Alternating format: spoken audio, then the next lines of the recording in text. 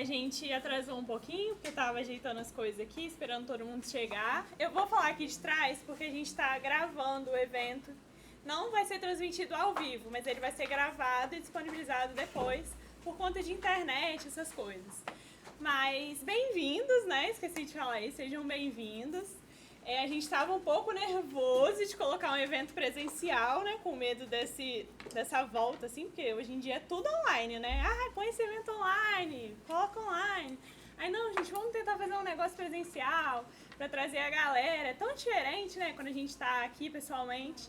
E aí a gente, vamos colocar a cara a tapa mesmo e fazer presencial. E que bom que a sala encheu, a gente está muito feliz. E vocês já devem ter visto, né? A gente vai até tentar trazer esse evento outras vezes. E a gente aproveitou esse hype aí do filme Divertidamente para falar um pouco, né, sobre o filme na perspectiva de diferentes abordagens. E a gente trouxe 4 convidados para falar. A nossa professora Cecília, a professora Beth, o professor Tiago e a Lorena, que é a nossa convidada, que vai falar... que foi ex-aluna aqui da UF e que vai falar um pouco na perspectiva da fenomenologia. Esqueci de falar, o professor Tiago vai falar na perspectiva da terapia cognitivo-comportamental, a professora Beth vai falar na perspectiva da esquizoanálise e a professora Cecília vai falar na perspectiva da neuropsicologia. E é isso, quer falar alguma coisa, Nath? Eu só quero falar que eu achei muito legal que enquanto eu fazia pipoca ali, eu conheci umas meninas dos primeiros períodos. E eu achei muito legal que elas, eu queria ressaltar que elas ficaram aqui na UF por um tempão só pra ter esse evento. E eu achei isso muito legal de ressaltar. Muito obrigada pela presença de vocês. E outra coisa importante também é que a gente tem muita gente aqui dos primeiros períodos. Quem tá até o 4º período, levanta a mão. Nossa, isso é muito legal. Eu tava conversando com as meninas, como é que a gente se sentiu idosa, né? A gente não. Mas é muito legal ter vocês. Ô, Nath, a gente aqui não sentiu. Mas, assim, é muito legal pra vocês conhecerem as diferentes... às vezes, quando a gente entra na faculdade, a gente nem sabe o que é abordagem, nem sabe como cada uma enxerga, né, um mesmo construto. Então, foi nesse motivo que a gente quis trazer esse evento. Então, muito obrigada pela presença de vocês, espero que vocês gostem. E para introduzir melhor aqui, a gente vai passar o trailer do filme, só para vocês darem aquela relembrada e também ajudar um pouco, né, os professores a relembrar algumas coisinhas, né, para iniciar a discussão. Então eu vou passar o trailer rapidinho e... gente, eu tirei foto. Isso, marca a lampa, eu coloquei o arroba lá, entendeu? Dá essa força, ok? Mostra que o evento tá legal e marca lá. Se alguém quiser tirar foto da emoção. Pra quem tá assistindo a gravação, o trailer a gente vai Antes recomendo do ver trailer, a pelo gente YouTube. quer fazer um rastreamento das emoções aqui. Como se a gente fosse fazer um quantitativo das emoções dentro dessa sala. Como é que vocês estão? E também com qual emoção vocês mais se identificam. Que tem que ser, a regra vocês têm que falar a verdade. Tá faltando a nojinho, mas finge que eu sou nojinho. É verdade, a nojinha é tão charmosa. Ela é maravilhosa. Não acredito, Nath. Pois esqueci da nojinha. Como você Pois é. Até o amigo imaginário. Ela colocou uma amiga imaginária e trouxe a nojinha. A nojinha. Tudo bem. Aí tem coisa, hein? Aí tem Eu tô ficando assim, gente, parem de bullying. Mas quem se identifica com a inveja? Quem vai querer levantar a mão com a inveja? Não, pode escolher várias. Ninguém, né? Sei. Então levanta a mão, eu sou uma pessoa muito Teria invejosa. que levar em conta as duas maneiras de ver a inveja. Como? Né? A inveja positiva e a inveja negativa. A inveja negativa é assim, você tem, então eu vou destruir porque eu não tenho. A inveja positiva é assim, você tem, eu quero também. Então, Então eu tinha que levantar a mão. Essa E quem aqui veio pra esse evento porque tava no TED o dia inteiro? o TED é maravilhoso, charmosésimo, né? Quem se identificou com esse sentimento aqui dessa raiva? Eu. E esse aqui? Olha, eu vou te contar. Eu tô me sentindo, gente, que ela tendo criança falando com as minhas crianças. Esse sentimento aqui, você sente quando? Vou tentar dar uma adultizada. E ansiedade, estão sentindo? Ah, sempre. Faz parte. E a vergonha, vocês se identificam com quanto com a vergonha? Muito. Principalmente quando esconde a cabeça e mostra a bunda, né? A vergonha é dessas. E a tristeza?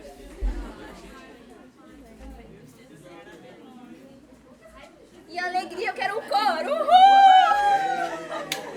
Obrigada, gente. Agora eu fico com vergonha. Eu não sei, eu achei que essa sala tá muito ansiosa. Muito. Na hora que falou ansiedade, todo mundo... Se identificou. Aham. Então É porque tá. somos estudantes. Universitários, não só estudantes. Vai ter que apagar a luz para poder passar. É, Né? vai.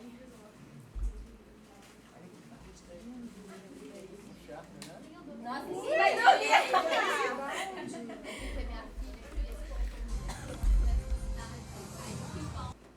Agora que a gente contextualizou, a gente vai trazer um trechinho do filme. Ninguém denuncia a gente por pirataria, galera. Pelo bem maior da ciência. É, e outra, a pirataria só tinha em inglês também. Então, já tem imagem. É pirataria, tá, gente? Aí, a gente vai passar pro nosso contexto, que é a questão da construção do selfie, e a gente vai ver essa cena, tá bom? Direito a tudo.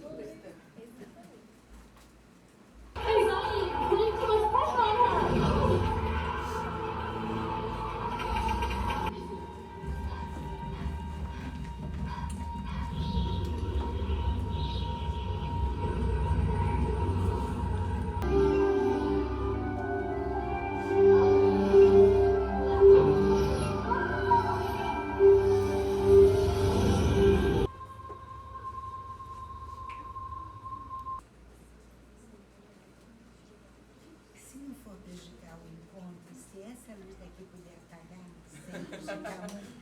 Não, essa é daqui, ó. Ah, mesmo. Ó, pô. Alivia, né? Porque senão a gente entra em ansiedade. Então agora, depois dessa cena, a gente pode começar a discussão das diferentes abordagens. Quer começar, né? Pode começar. Quer falar? Quer começar vocês? Quer falar, Lúlia?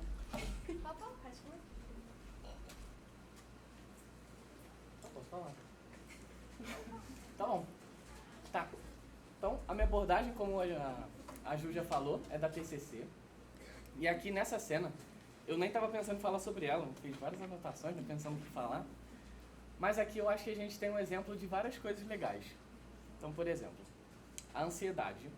Primeiro de tudo, não é uma coisa necessariamente negativa. Ela é uma emoção. Uma emoção assim como as outras. Então a gente aprende a conviver com todas elas. Se a gente tem alguma avaliação negativa sobre uma emoção, isso é algo que primeiro precisa ser trabalhado. Porque a gente entende que as emoções são comunicadores de que existe alguma coisa que é importante pra gente, que está sendo machucado, que está sendo atingido, que a gente está tendo algum contato de alguma maneira. E a ansiedade ela serve muito para quando a gente detecta que existe a possibilidade de alguma coisa que é importante para a gente ser prejudicado. E eu não sei se vocês lembram, no filme tem até uma salinha específica de produção de pensamentos ansiosos. E o que é aquilo? É a ansiedade pensando em futuras possibilidades de coisas que podem acontecer para prejudicar a vida da Riley de alguma maneira.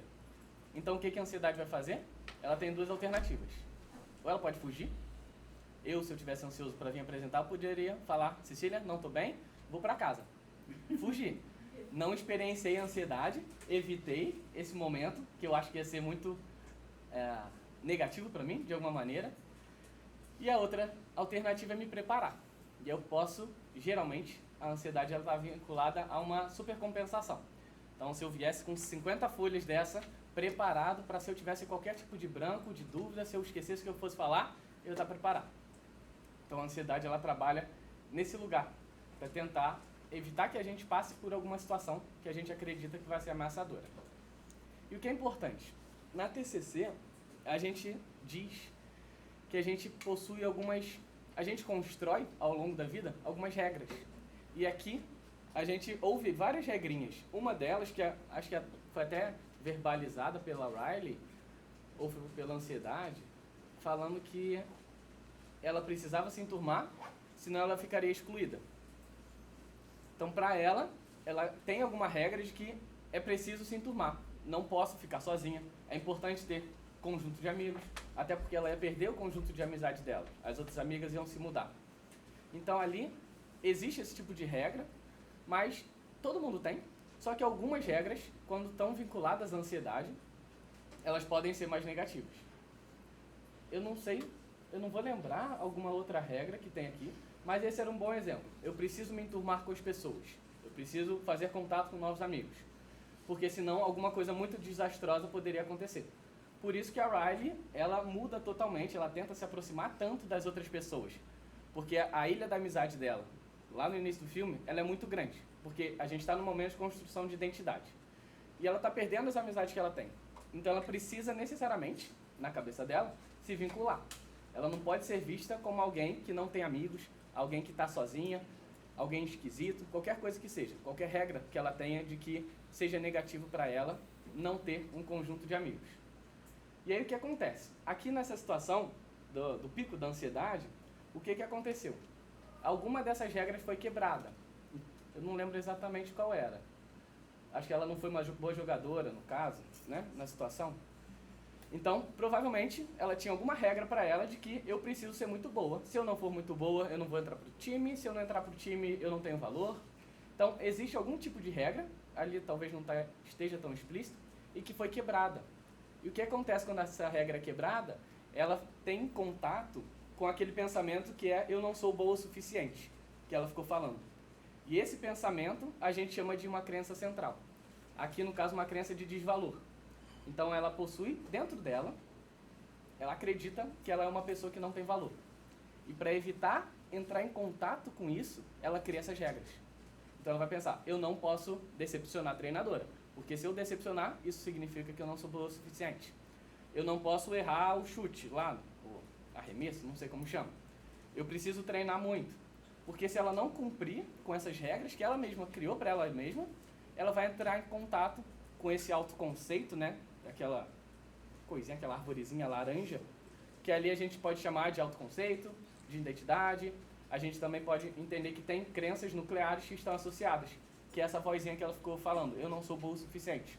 Então, uma vez que ela entrou em contato com essa crença dela, foi quando despertou a crise de ansiedade dela. Tá, acho que eu falei bastante.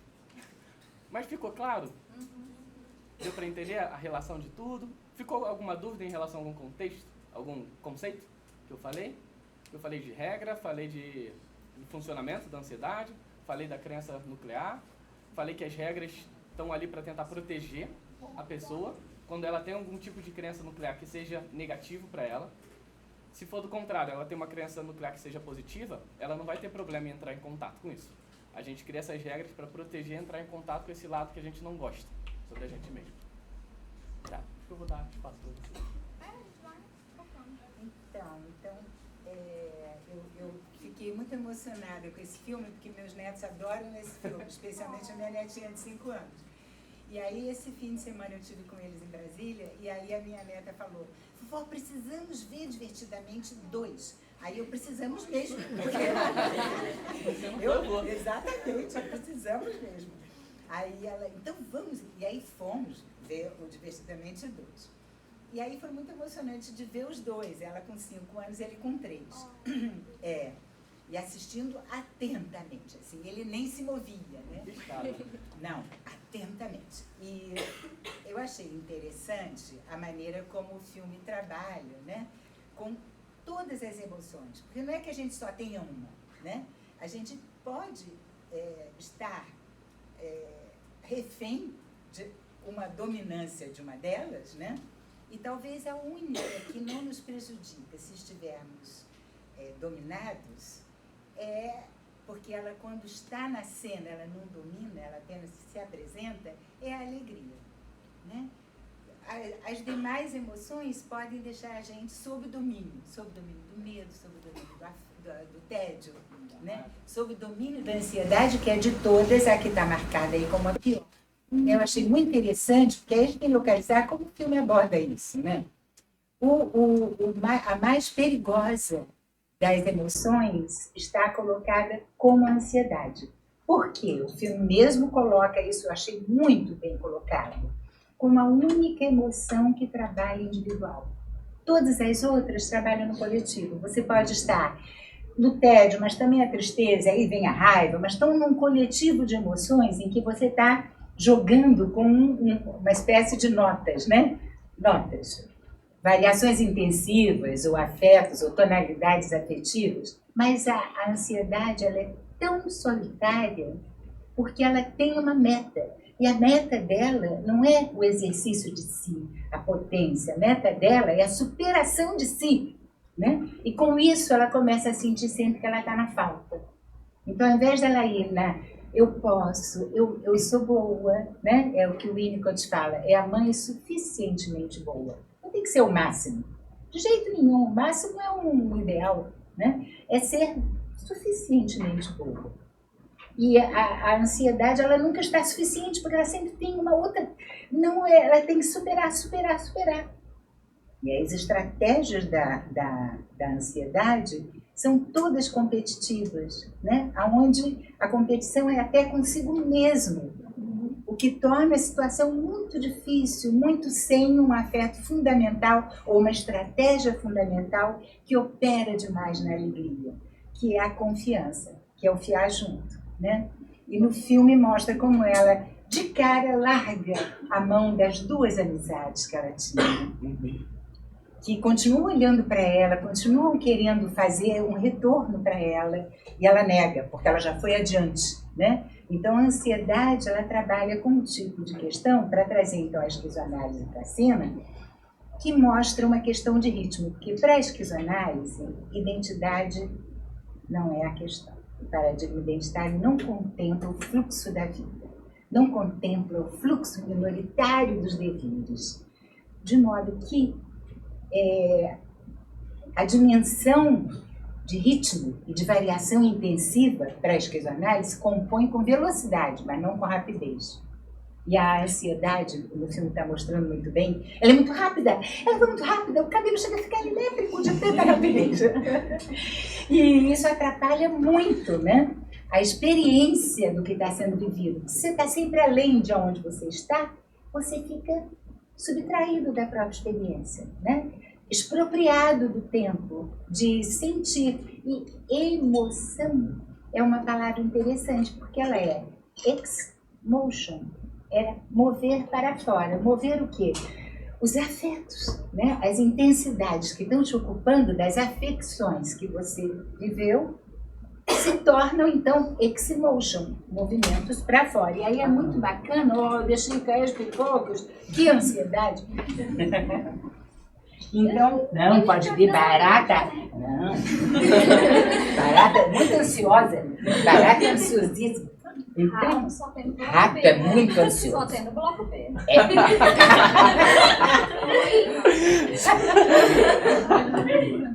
Então, eu acho assim interessante a gente pensar como no filme estão colocadas as velocidades e os ritmos de cada um. Meu tédio com aquela languidez, né? A vergonha com aquela falta de noção, que realmente é muito interessante. Você no que esconde a cara mostra a bunda. Né? A vergonha, ela faz você ficar do lado B. Né? E a alegria, ela é o tempo todo cooperativa. Né? Ela trabalha, ela convoca todo mundo, ela fia junto, ela dá a mão. Né? E vai todo mundo junto, vai a tristeza, um pouquinho de tristeza é fundamental. O filme coloca, né? A tristeza é um modo de frear a ansiedade. Fica um pouco triste, a tristeza é da samba, né? Caetano já cantou, e outros sambistas também já cantaram, a tristeza é senhora, né? Então, eu acho interessante, eu queria então terminar a minha fala, como está muito tempo, com uma experiência que eu tive com um menininho de 4 anos, em 1920, não. em 2001, que era um vizinho, e eu estava num dia de terminar um projeto que eu estava escrevendo, e tinha aquele prazo, eu estava conseguindo escrever finalmente. Começa uma criança a gritar, e aí um brigalhão e a chorar, gritando, e aí começa a ocupar a cena do edifício, passar perto da minha porta. Ele foi me irritando, e a criança chorava e gritava. Eu fui ficando pisca com aquilo. Aí chegou uma hora que eu parei, abri a porta, a criança estava em silêncio, e era um menininho, o berro que ele dava era enorme, mas era um menininho pequenininho, que tinha acabado de fazer 4 anos, sentado na escada indo para o andar de baixo, quietinho no canto assim. Aí eu falei, era você, né, que estava aí gritando. Aí na mesma hora ele parecia um íntimo.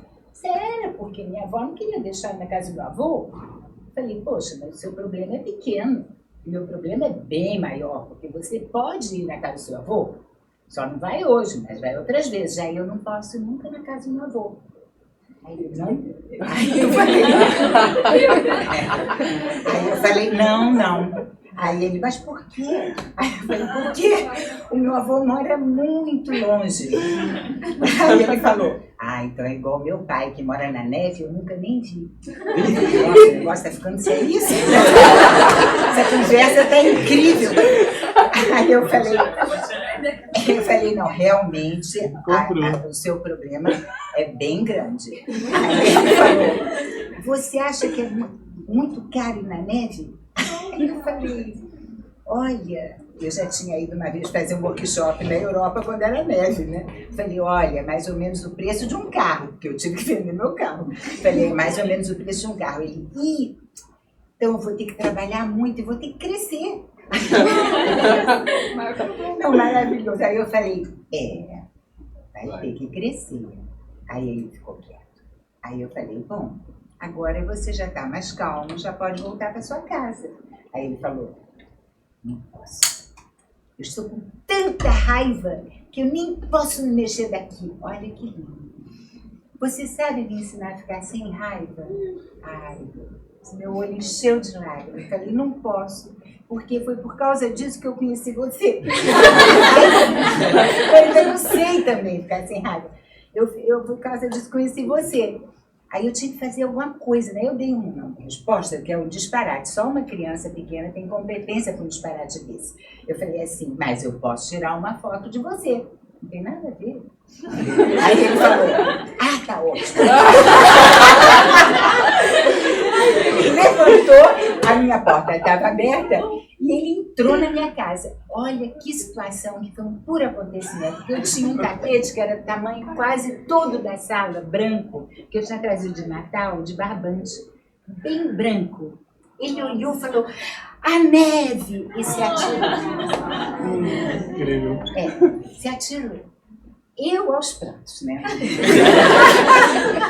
E tirei a foto, peguei o celular, tirei a foto aos prantos, né?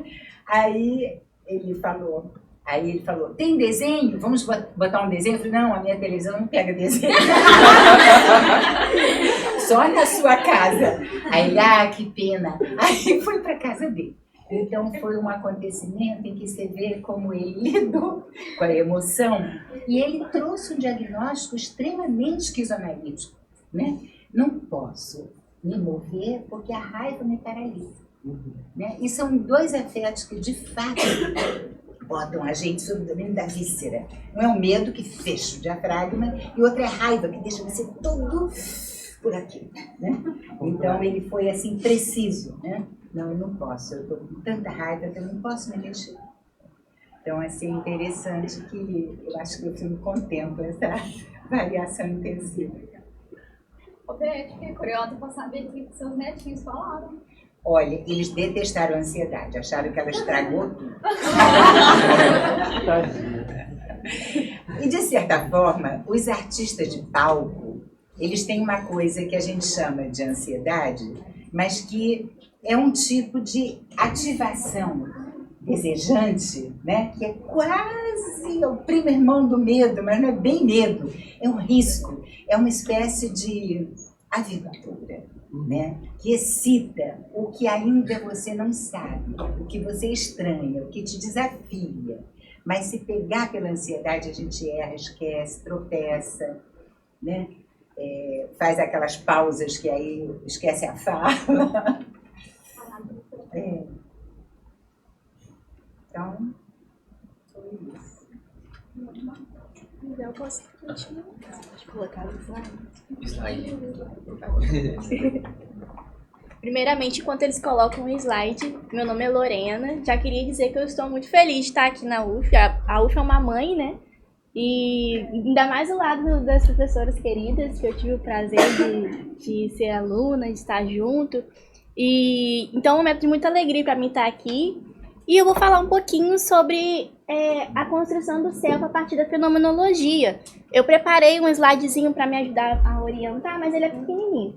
E eu vou relacionando com o que eu observei, né, do filme, achei muito interessante. Pode passar.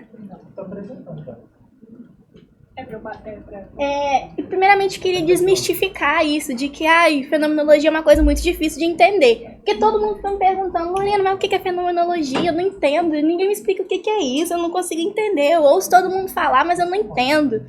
Então, eu tentei fazer de uma forma que ficasse, de alguma forma, compreensível pra gente, né? O máximo que eu pude, pra gente desmistificar isso, né? E a fenomenologia é o estudo dos fenômenos tal qual como eles se apresentam, a fim de compreender a sua essência. Só que quando a gente fala de essência, é complicado, né? Porque a essência, para a fenomenologia, ela não é algo permanente, né? Ela é algo impermanente, que está mudando o tempo inteiro. É a gente está em constante mudança, né? Somos essa modulação de modo de ser e estar no mundo constante. E ela faz crítica ao positivismo e ao psicologismo, que determina o ser, que categoriza o ser, que o coloca em caixinha. Inclusive, isso era muito feito na época da loucura, né? Como a gente viu lá com Foucault, onde eles categorizavam mesmo e o ser não era visto mais mediante seus outros modos de ser, né? Por exemplo, se uma pessoa ela era considerada ansiosa, como a gente viu no filme com a Riley, né? Ela determinou ali que ela era ansiosa, né? E ela impossibilitou outras compreensões, né, dela. Ela limitou ali outras possibilidades de viver as emoções. E de estar no mundo com as coleguinhas, né? Então, para eu estar em um grupo, eu preciso me comportar dessa forma, eu preciso agir dessa forma, então não tem como eu estar nesse grupo e me relacionar com esse outro. Mas quem disse, né? Será que não dá mesmo? Será que não é possível mesmo a gente pensar numa possibilidade de estar aqui, mas também estar aqui, de conseguir criar pontes, criar diálogos possíveis? E também é um método, né? É um modo de olhar as coisas, né? Que parte do nosso cotidiano, né? Da compreensão dos significados, dos diferentes modos de ser e viver das pessoas, descrevendo detalhadamente as experiências vividas por elas, né? Valoriza muito a experiência das pessoas. Isso inclui as suas percepções, os seus sentimentos, né, os seus afetos, as suas reflexões acerca de si mesmas, dos outros e do mundo, né? E a gente faz isso a partir de reduções fenomenológicas, por exemplo, na clínica, né? Onde a gente tenta aí, minimamente, compreender os pressupostos históricos, sociais, culturais, econômicos, políticos, que nos atravessam para que isso não implique, não embace a nossa compreensão, a nossa escuta, a partir daquilo que o outro está trazendo, a partir daquilo que o outro está falando. E aí eu trouxe alguns autores, né? Isso começa a partir do pensamento do Russell, ele que cria essa ideia, esse método aí, e depois dele outros modos, né, de fazer fenomenologia vão aparecendo, vão surgindo. Aí tem o Heidegger, né, com a hermenêutica, o Merleau-Ponty com a fenomenologia da percepção e o Sartre com a fenomenologia existencial.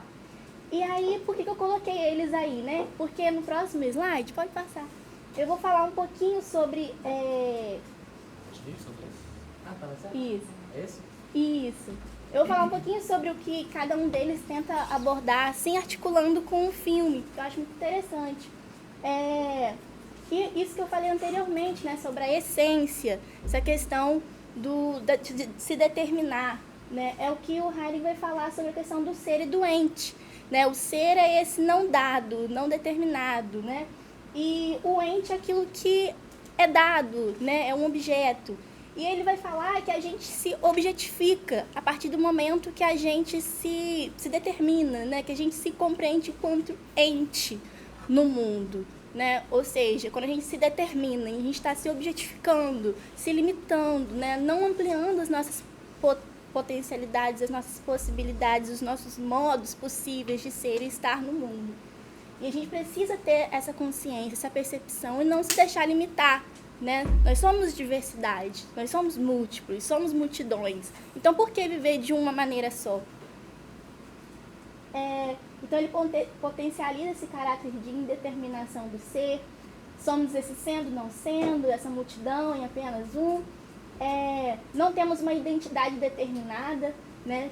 É o que ele fala dessas modulações de modos de ser e estar no mundo. Então, ele faz crítica à determinação do ser. A necessidade de se autoafirmar no mundo também, a gente vê isso muito na Riley, né? Porque ela tenta a todo momento, que nem o colega falou, né? Ter esse senso de pertencimento, né?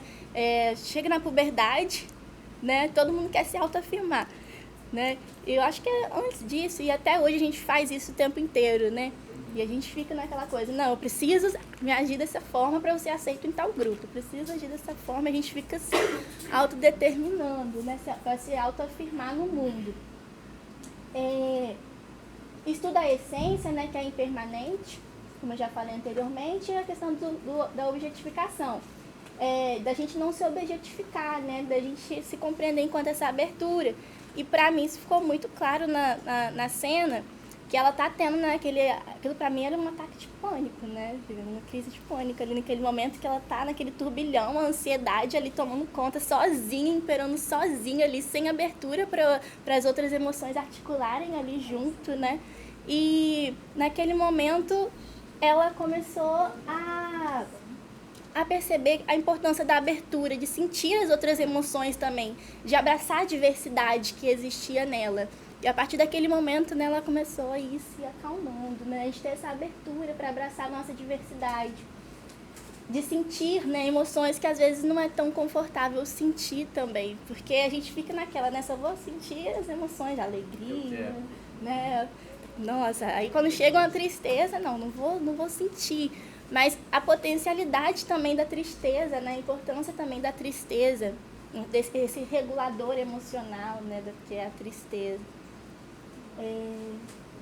E aí tem também o Merleau-Ponty que fala muito sobre a percepção, né? A minha percepção sobre mim, a percepção dos outros sobre mim, a percepção que eu tenho sobre o mundo, né? Como que eu experiencio isso através dos meus sentidos, né?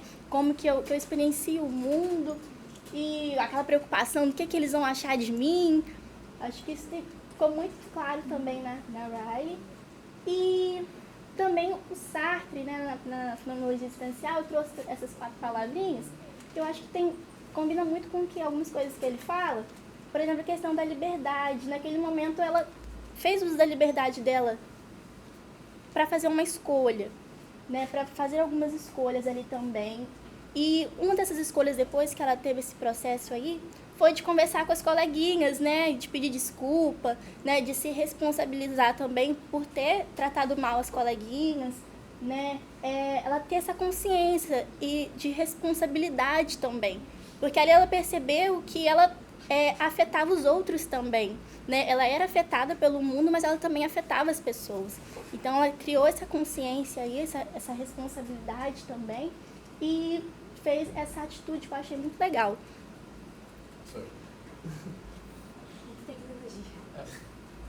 Aí eu acho que eu já falei sobre isso, e a grande lição mesmo, eu acho, dessa parte da articulação com a fenomenologia, do self, da construção do self na fenomenologia, articulando com o filme, é aceitar mesmo a nossa diversidade, a nossa condição de impermanência, e estabelecer outras relações possíveis com as nossas emoções. Não precisa ser uma relação sempre de adoecimento, né? Já que elas fazem parte de quem somos, não dá para negar isso.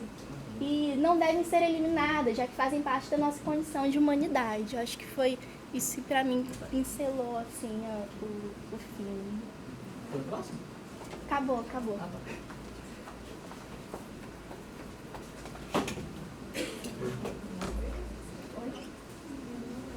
Não, vou usar só minha colinha.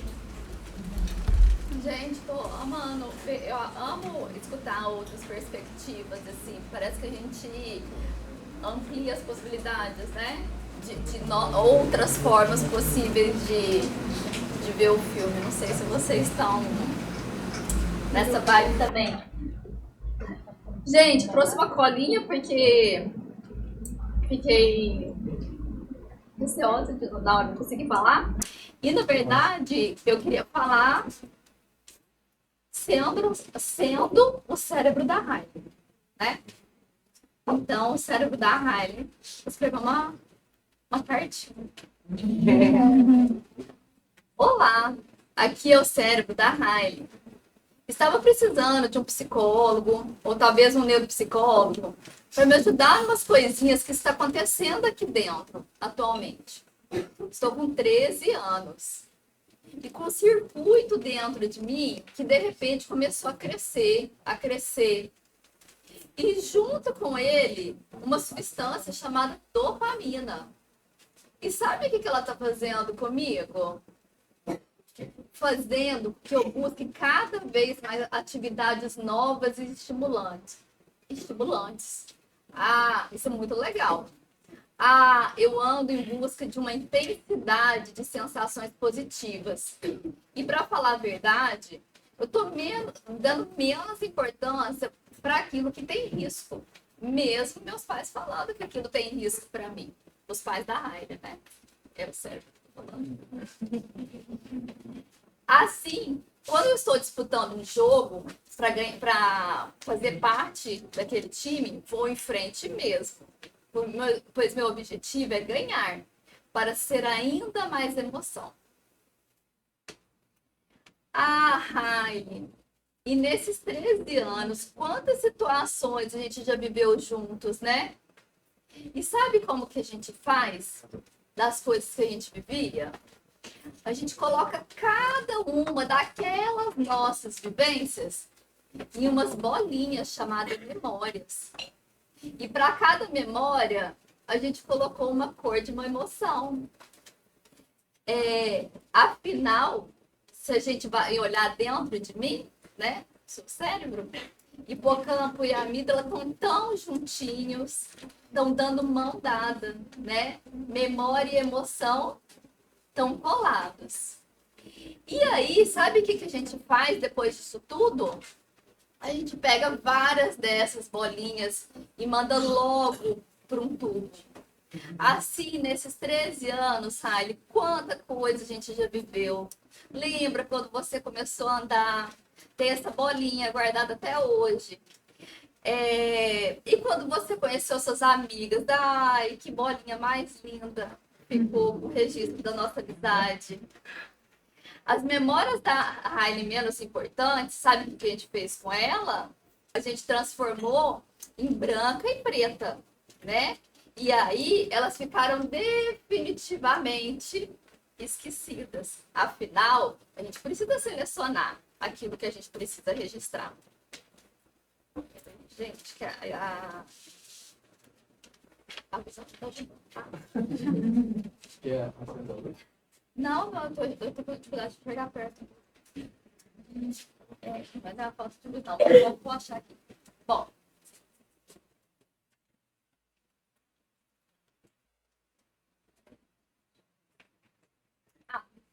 Quanta mudança cerebral, né, Riley? Com a chegada das novas emoções. Quanta mudança, Riley, com a chegada da adolescência você tá passando, né? O fato é que a Riley não tem o total controle do painel das suas emoções. A gente também não tem. O controle total das nossas emoções divertidamente possibilitou... Não, perdão. O filme Divertidamente possibilitou que diversas pessoas fossem no cinema. Porque todos somos emoções. Todos somos Riley. Todos já fomos a Riley. E continuamos sendo Riley. Só que agora seremos Riley com um novo painel de controle. O painel de controle da vida adulta.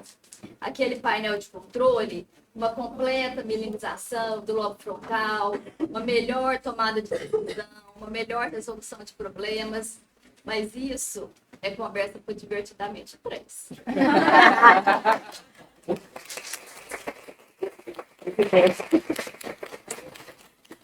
Esperamos ansiosamente. Eu vou na primeira sessão, vai ter esse balde maravilhoso. Minha filha, mamãe, qual que é o próximo? Divertidamente 3. Ela vai ser adulta. Aí será que vai ser o 4? Acho que vai ter o 4. Aí será que ela vai ser idosa? Depois. E o 5 vai ser o quê? Filho, acho que não vai ter o 5. Então ela sempre quer o que vai acontecer depois. Né? Não sei. Ela vai ser encantada. Eu queria fazer um comentário, porque foi o que eu, assim, o que eu senti quando eu vi essa cena. É aquela cena que a gente mostrou, né? Eu não sei como se chama aquela árvorezinha que o Thiago até falou, mas eu vou chamar de personalidade dela. Assim. Eu acho que eles falam senso de si. Então, o senso de si ali formando, e o filme inteiro são as emoções ali, base, indo atrás, né? Desse senso de si e tudo mais. E naquela cena, ela formou aquele senso de si por meio da ansiedade. E aí eles pegam e trocam, né? Por aquele que as emoções básicas estavam indo atrás.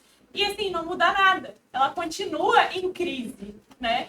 E eu acho muito legal, que é quando eles tiram e aí nasce, né, aquele senso de si novo. E a única coisa que as emoções fazem é acolhimento. Eles abraçam. E quando eu vi isso, eu pensei exatamente, cara, isso é terapia, sabe? Eu pensei exatamente isso. Porque não é mudança, sabe? Não é acolhimento, é acolher o que você é e lidar com aquilo. Então, pra mim, a parte mais tocante do filme foi essa, assim. Não é mudar, não é ser o que suas emoções querem, não. Eu sou aquilo e eu vou me acolher. E é isso. Eu vi justamente a Riley aceitando tudo que ela era, tudo que ela sentia. Tanto que o novo senso, o senso de si antigo só falava, eu sou uma boa pessoa. E aí o novo senso de si fala, eu sou uma boa pessoa, eu tenho inveja, eu sou corajosa, mas eu tenho medo. E trazendo, assim, várias perspectivas diferentes, né? Porque nós somos tudo plurais. Né? Pensei na Beth agora. Eu achei maravilhoso que a Beth comentou a questão da inveja no início. E aí não sei se foi algo que vocês perceberam no filme. Talvez de uma primeira vez não, talvez tenha que assistir uma segunda vez. A inveja, quando ela não está no painel de controle, ela tem uma determinada feição e um determinado movimento do cabelinho. E quando ela está no painel de controle, ela muda a feição e o cabelinho. Então me lembrou muito essa ideia, né? De uma inveja positiva ou não. Assim. E o quanto a inveja ela despertou... assim, quanto que ela foi escolhida, assim, pelas crianças, né? Porque olhando, né? Ela parece inocente, fofa, né? É mesmo. A nojinha é esperta que é danada, né? Fora da rasteira em todos. Mas a inveja, ela tem muita inocência, né? Por isso que eu vi essa inveja da maneira muito como a Melanie Klein apresenta, a inveja positiva, né? Mas ainda essa ideia de que, você tem, eu também quero, né? Para mim também, isso você continua tendo, e isso agora eu também vou ter. Diferente de se você tem ou não tenho, eu vou destruir o seu, né? Que é a noção de uma inveja negativa, né? Isso que vocês estavam falando, né, do senso de construção de si, na TCC a gente chama de autoconceito. que nada mais é do que o senso de si, ou qualquer outra nomenclatura que também define esse mesmo fenômeno, que é a nossa compreensão a partir das memórias. Então a gente sabe quem a gente é a partir das memórias que a gente tem de quem a gente já foi. Então a gente entende que se eu fui essa pessoa que fez isso várias vezes, se eu fui uma boa jogadora de hóquei no passado várias vezes, eu sou uma boa jogadora de hóquei hoje. Então a minha identidade ela está necessariamente vinculada às memórias. E as memórias, como a Cecília falou, o hipocampo e a amígdala, não sei exatamente a função de cada um, mas é a consolidação de memória e das emoções. Elas são ligadas. Porque as emoções, as memórias que vão ser mais importantes para a gente, elas vão estar vinculadas a alguma emoção. Seja uma emoção que a gente pode falar confortável, que é a alegria, o prazer, ou seja uma emoção desconfortável, como a inveja, a raiva. E aí, o que vocês estavam falando? Sobre aquela mudança, né, desse autoconceito. E na TCC a gente usa o termo em si eu não gosto. A gente fala que é funcional. Mas o que esse funcional quer dizer? O quão de acordo com a realidade, isso eu estou percebendo, no caso, eu mesmo. Então, ali, quando a gente está falando daquele autoconceito lá do começo do filme, que só a alegria dita quais memórias vão ser guardadas, como que o autoconceito vai ser construído, a gente está falando de um autoconceito que não é adequado com a realidade. Porque ele está enviesado. Ele está tirando aquelas emoções que a tristeza, uma delas, está considerando que são inapropriadas para a construção de si. Depois entra a ansiedade.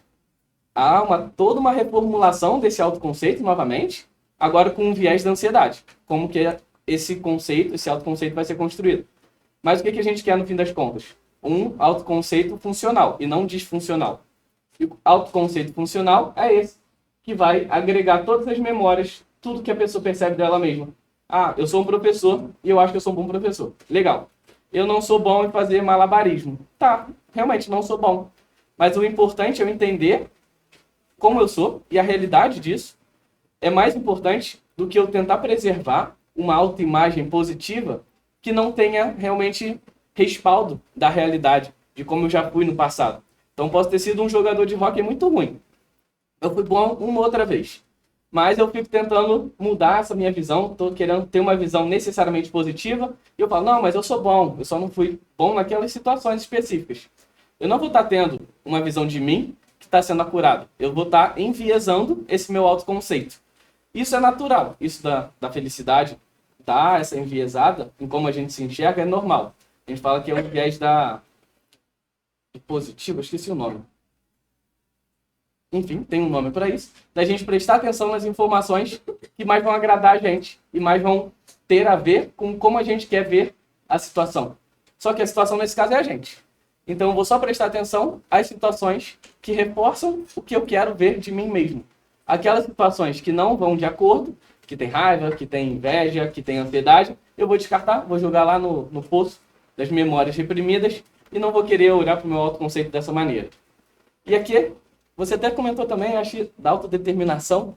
A gente também tem um conceito na TCC muito legal sobre isso, que explica sobre o porquê assim, desse rompimento ali na fase da infância para a adolescência. Por que a ilha da família era tão grande no começo e ficou tão reduzida depois, e a ilha da amizade cresceu tanto? Porque a gente tem essa teoria da autodeterminação, que fala que a gente tem uma motivação para querer ser independente. E ela está vinculada a gente ter um senso de competência de si, da gente ter relacionamentos valorosos, e eu esqueci o terceiro. Tudo bem. Mas é por conta desses três fatores, dessa teoria da autodeterminação, que a Riley, naquele momento, ela vai querer diminuir um pouco o papel da família. Ela quer se entender como alguém autonomia, é isso. Autonomia, competência e relacionamentos. Ela quer se ver alguém que tem capacidade de resolver as coisas dela por conta própria. Então ela vai tentar se desvincular da família, que sempre deu suporte, sempre fez muito por ela, e vai agora querer começar a se relacionar com outras pessoas.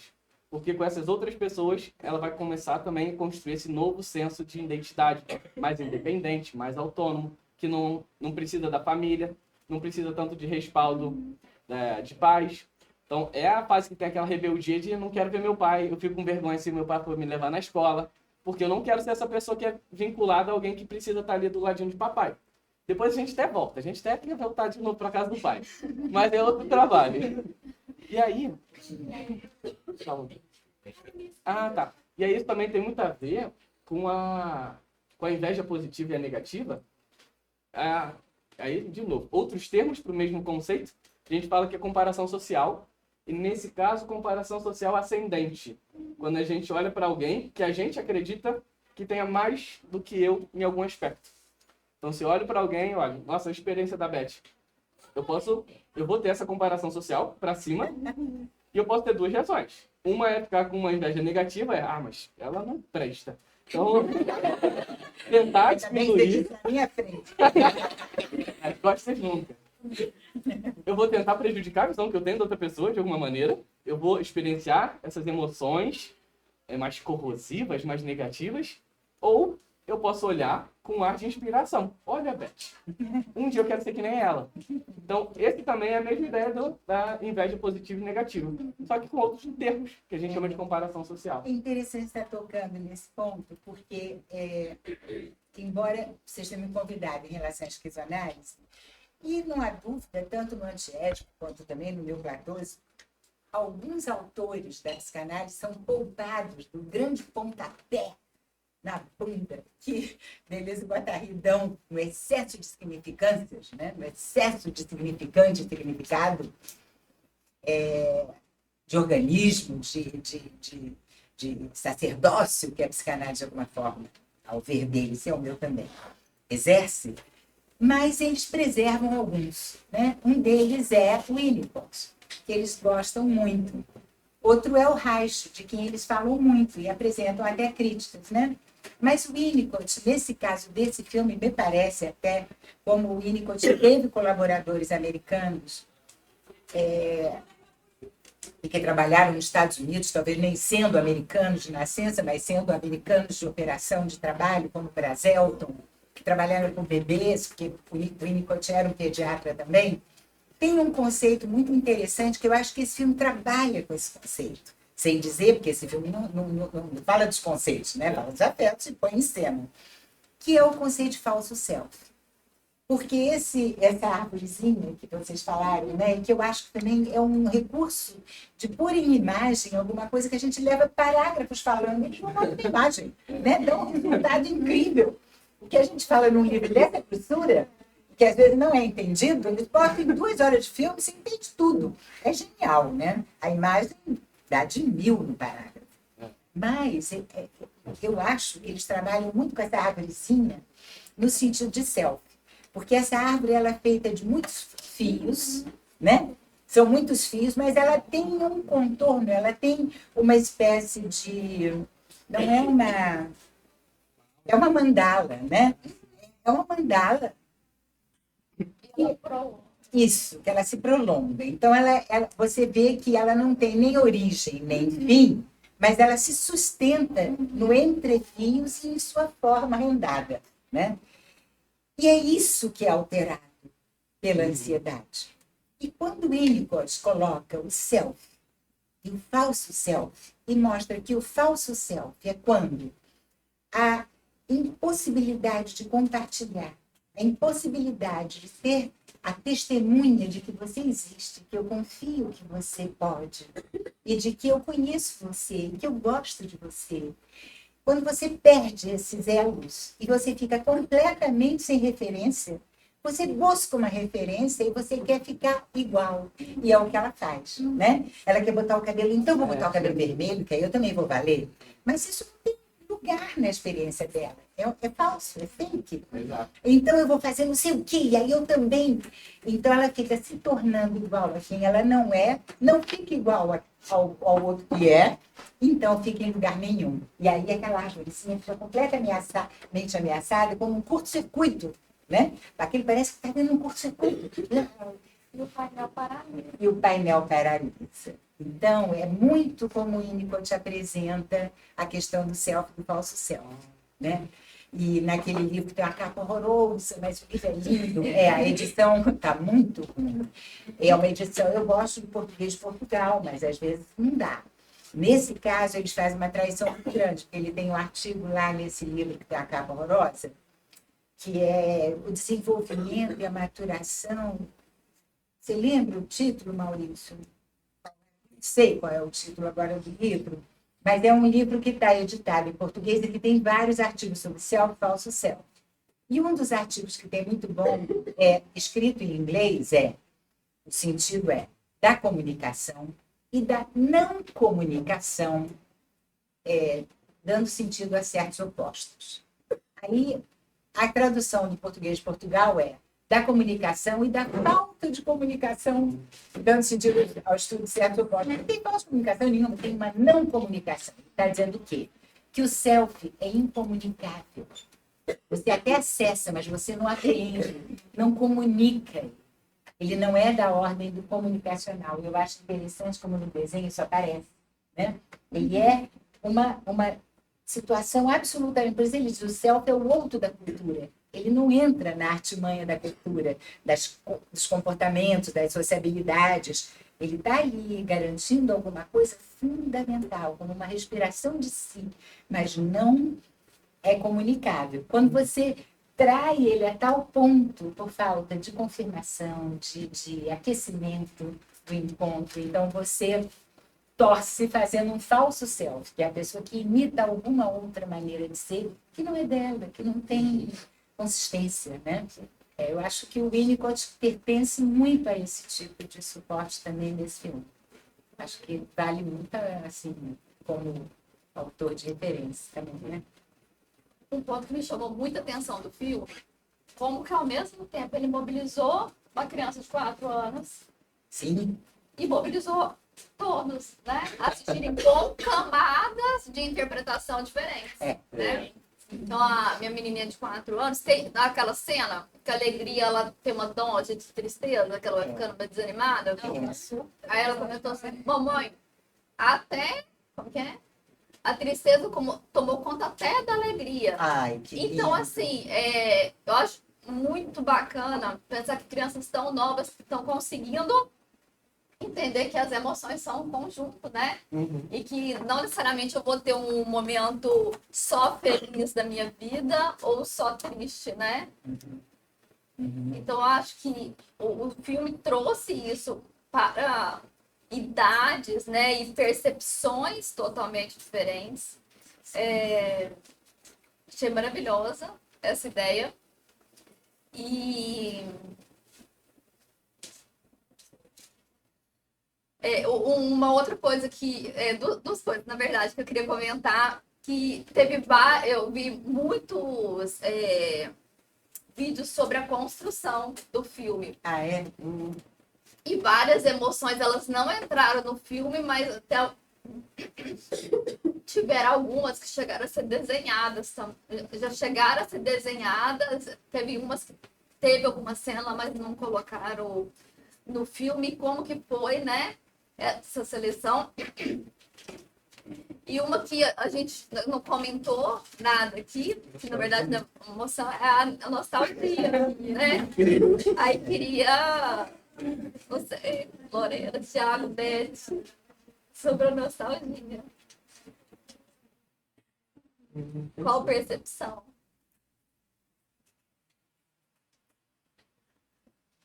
Eu tenho uma crítica política à nostalgia. E a nostalgia... nostalgia não é igual à saudade. Né? Porque a saudade é uma maravilha de uma presença na ausência e mostra que a memória é uma presença. Né? A memória ativa os tecidos, ativa a musculatura, ativa os nossos fluxos, a ponto da gente estar de novo sob domínio daquele afeto. Então, né? ela continua colorida, né? Isso. É maravilhoso. Agora, a nostalgia, ela, na verdade, recusa o que está acontecendo e supõe que o passado era melhor, né? É um refúgio no passado. Então, eu acho que a gente tem politicamente um risco muito alto de fazer esse tipo de ideia. Ah, mas antigamente, né? E não vê que... Vai viver no século XVI para ver que bom. Vai ver lá. Vai. Pega a máquina do tempo, senta lá no século XVI para ver. Pois é, olha aquele cheirinho de futuro. Né?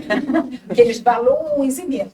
Tem muita questão que, se a gente puder ver a contextualização do modo de produção de si, de cada momento, tem suas dificuldades, tem suas graças, seus medos, né?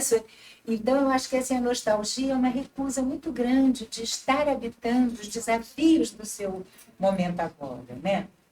Eu acho, então, eu sou politicamente contra a nostalgia. Achei maravilhoso, isso que a Beth falou, tem um estudo que eles fizeram com um grupo de pessoas que estavam na terceira idade, que escreviam um diário desde muito novos. E já contei para vários de vocês que eu escrevo diário desde os 6 anos de idade. Ai, preciso ler isso. E aí, a pergunta do estudo era: me fala o momento que você lembra da sua vida que você foi mais feliz de todos. E ela falava uma determinada idade.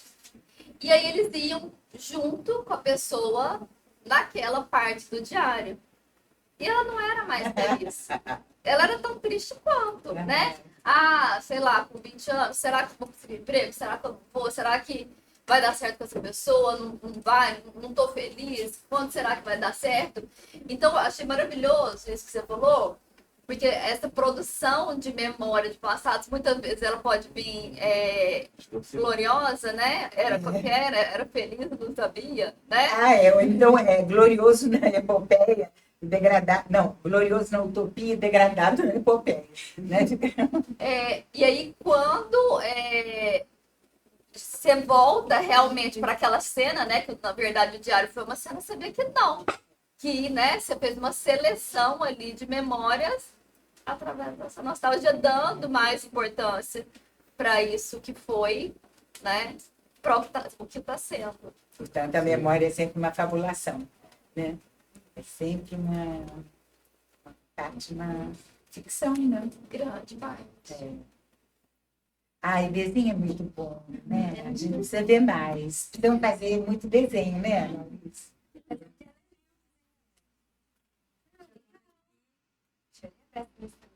Todos que a gente chora são potenciais para fazer um evento dele.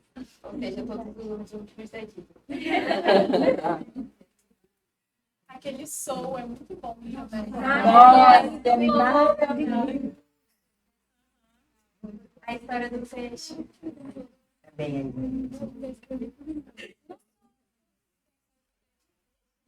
é O peixe estava procurando o mar. Aí ele estava falando: você já está no mar? Não, isso aqui é só água. Eu quero mar. Tem toda a história do mar. Mas uma coisa também a ver com o que a Cecília falou, é uma coisa que a gente tinha comentado, né, também sobre o fato do cabelo da alegria ser azul. Enquanto todas as emoções são mais monocromáticas, só que a alegria tem um pouco do azul. Mas todas elas têm um pouco uma das outras. Se você for olhar a ansiedade e a noitinha, elas são quase complementares. A tristeza e a alegria, a raiva com o medo, não poder gravar. E o fato também da tristeza ser a única emoção de óculos. E como que estar triste pode nos fazer perceber o outro mais triste, mesmo o outro não estando mais triste, né?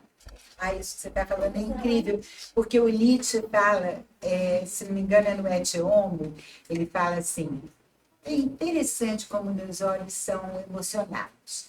Se eu estiver me sentindo muito bem, estiver alegre, meu olho atinge tudo. Eu vejo tudo. Se eu estiver triste ou muito aborrecido, meu olho não chega no mundo, não atinge nada. Então, é impressionante, né? Porque, em parte, o olho é músculo de fazer para lá, para cá, para o globo. Mas a acuidade visual é afeto comum, né? Então, se eu estiver em refluxo, eu não vou, né? Isso é muito forte. Olhar é afeto pra caramba, né? Acho interessante você marcar que a tristeza está de óculos. É muito interessante esse desenho. A ansiedade tem o olho todo esbugalhado.